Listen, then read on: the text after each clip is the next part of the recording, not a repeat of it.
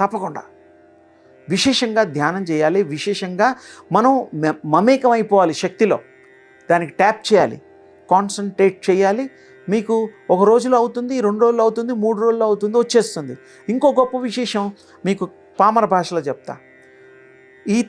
ఈత నేర్చుకోవడం తెలుసు, ఈదడం, స్విమ్మింగ్, అది నేర్చుకునేదాకా కోర్సు ఉంటుంది. తర్వాత తీసుకెళ్ళి వాళ్ళు హిందూ మహాసముద్రంలో పడేసినా ఈదుకుంటూ వస్తాడు.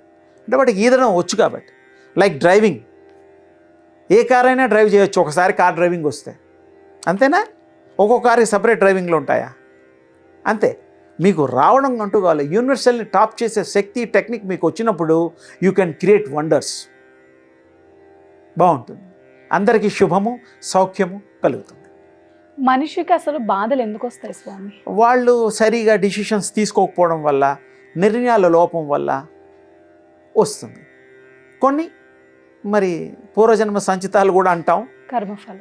కానీ మొట్టమొదలు మన జ్ఞానంతో చేయాలి పనులు.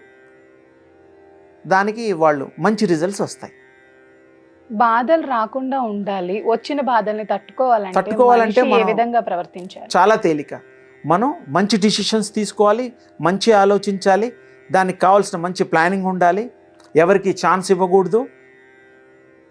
అప్పుడు మీకు బాధ ఎవరు పెట్టరు. బాధ ఎందుకు పెడతారు? మనం ఛాన్స్ ఇచ్చినందుకేగా బాధ పెట్టేది.